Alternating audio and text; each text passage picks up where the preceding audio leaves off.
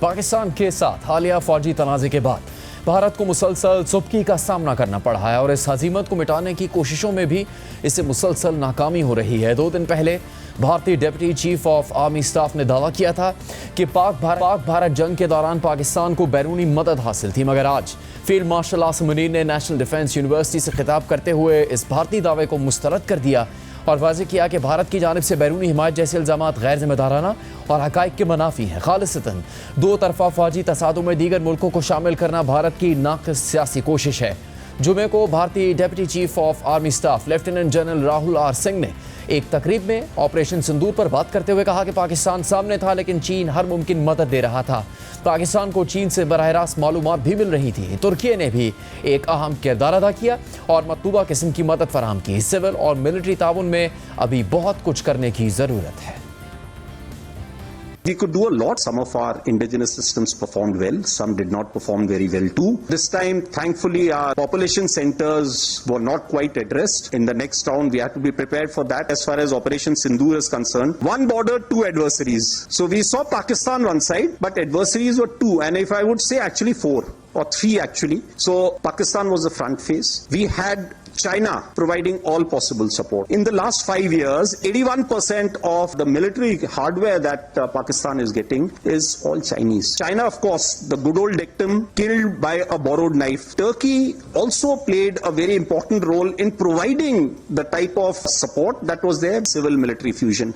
There is a lot to be done as far as this domain is concerned. PGMO level talks were going on. Pakistan actually was mentioning that we know that your such and such important sort of vector is primed and it is ready for action. I would request you to perhaps, pull it back. So he was getting live inputs from China. Electronic warfare and need for robust air defense system is something, again, our population centers also need to be protected. Of course, we do not have the luxury like the way Israel, they have the Iron Dome and a number of other air defense features that they have. We do not have a luxury because our country is vast. So, and such things cost a lot of money.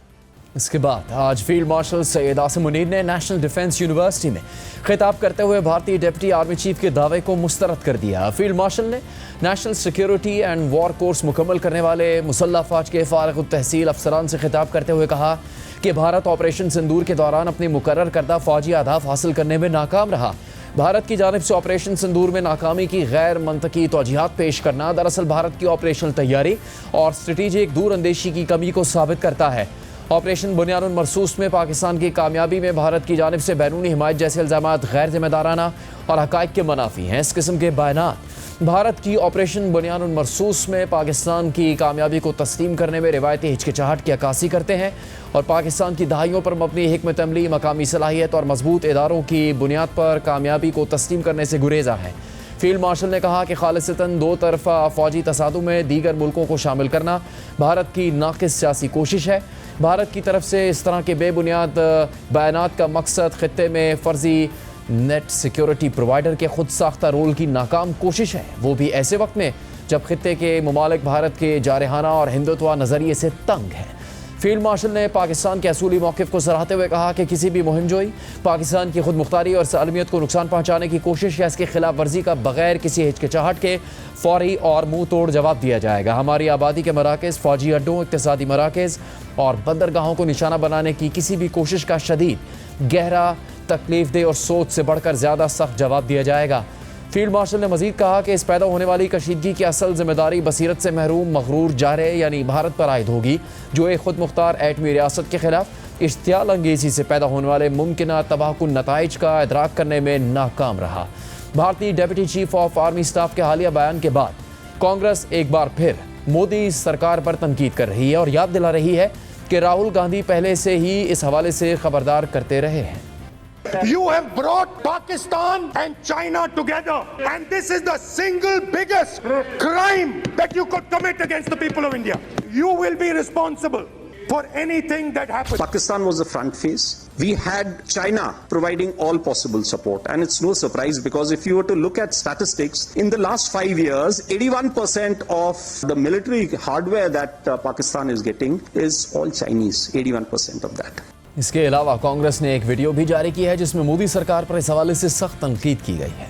जहां भारत अपनी अस्करी नाकामी को छुपाने की नाकाम कोशिश कर रहा है, वहीं दूसरी तरफ सिफारती महाज में भी इसे मुसलसल हजीमत का सामना करना पड़ रहा है। आलमी बरादरी पहलगाम वाक़े की मजम्मत तो करने पर तैयार है, मगर उस पर भारतीय मौक़िफ़ को मानने और पाकिस्तान का नाम लेने को कोई तैयार नहीं। पहले तो 22 अप्रैल को पहलगाम वाक़े के 3 दिन बाद तक अक़वाम मुत्तहिदा की तरफ से कोई बयान ही नहीं आया।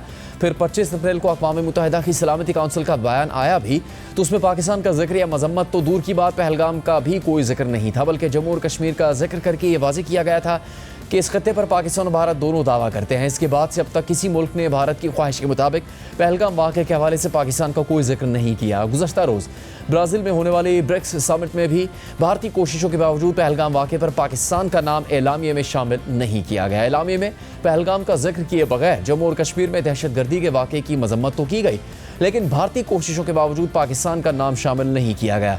इससे पहले गुज़श्ता दिनों शंघाई ताउन तंजीम के इजलास में तो भारत को दोहरी सुबकी उठानी पड़ी। जब मुश्तरका एलामिये में जाफर एक्सप्रेस पर हमले की तो मजम्मत की गई, मगर पहलगाम का कोई जिक्र नहीं किया गया। और उसके बाद भारतीय वज़ीर दिफा राजनाथ सिंह इजलास छोड़कर भारत लौट गए। ये किसी मल्टीलैटरल फोरम पर भारत की एक और बड़ी सिफारती नाकामी थी, और इसका सिलसिला रुका नहीं बल्कि मज़ीद फैल रहा है। गुज़श्ता दिनों अमरीका, ऑस्ट्रेलिया, जापान और भारत के वज़राए ख़ारजा का वाशिंगटन में इजलास हुआ, जिसमें एक बार फिर भारत अपने ही करीबी इत्तेहादियों से भी अपनी बात मनवाने में नाकाम रहा है। और क्वाड के मुश्तरका एलामिये में पहलगाम वाक़े की मजम्मत की गई, मगर पाकिस्तान का कोई जिक्र नहीं किया गया। खुद भारतीय न्यूज़ वेबसाइट दी वायर ने भी लिखा है कि क्वाड के एलामिये में पाकिस्तान को कोई जिक्र नहीं, बल्कि वेबसाइट ने यह दावा भी किया कि पाकिस्तान से मुताल्लिक़ खुद भारत का अपना मौक़िफ़ भी उलझाव का शिकार हो गया है। इसके अलावा दी वायर ने एक और इंकशाफ करते हुए लिखा था कि 1 जुलाई को भारतीय वज़ीर दिफा राजनाथ सिंह और अमरीकी वज़ीर दिफा पीट हेग्सेथ के दरमियान होने वाले गुफ्तगू के सरकारी एलामिये से भारत की अपनी वज़ारत दिफा ने पाकिस्तान की सरपरस्ती में होने वाली दहशतगर्दी से मुताल्लिक़ तमाम हवाले निकाल दिए। एलामिये के असल वर्जन में, जिसे भारतीय सरकारी नशरियाती इदारे दूरदर्शन ने भी नशर किया था, उसमें कहा गया था कि पाकिस्तान की सरजमीन से सरहद पार दहशतगर्दी का तवील रिकॉर्ड आलमी सतह पर मारूफ है। ये बैनुल-अक़वामी तौर पर कलअदम दहशतगर्दों के लिए एक मजबूत और महफूज पनाहगाह बन चुका है, जहाँ उन्हें खुली छूट हासिल है। तमाम चंद ही मिनट बाद वजारत ने एलामिये का नया वर्जन जारी किया, जिसमें पाकिस्तान की सरपरस्ती में दहशतगर्दी का कोई जिक्र नहीं था। इसके अलावा चंद दिन पहले भारत के वज़ीर ख़ारजा जयशंकर ने जंग बंदी से मुतालिक बात करते हुए अमरीकी मैगज़ीन न्यूज़ वीक को इंटरव्यू में बताया था कि 9 मई की रात जब अमरीकी नायब सदर JD वैंस ने वज़ीर आज़म मोदी को फ़ोन किया तो वो उस वक्त उस कमरे में ही मौजूद थे।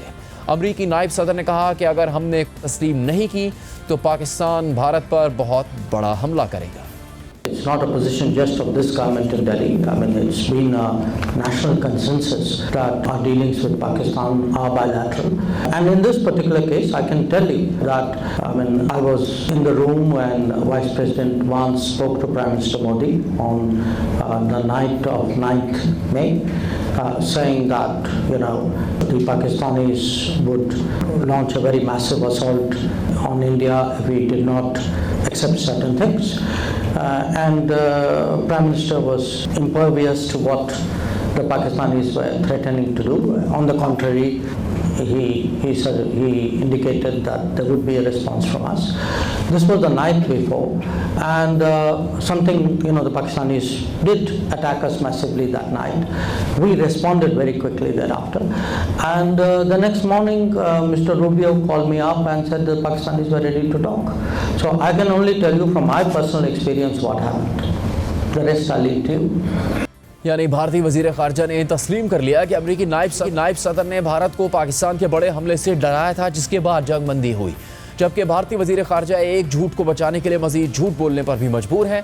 और इसी गुफ्तगू में उन्होंने ये भी कहा कि उस रात पाकिस्तान ने बड़े पैमाने पर हमला किया था, हमने फ़ौरी जवाबी कार्रवाई की।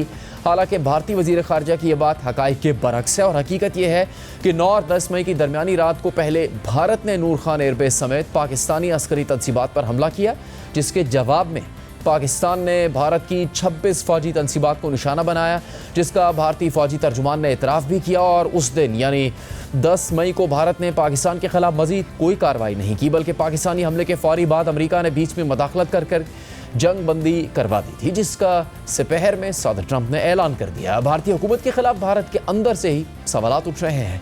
वज़ीर आज़म मोदी से बार बार सदर ट्रंप के दावे पर जवाब मांगा जा रहा है, मगर मोदी के पास खामोशी के सिवा कोई जवाब नहीं है।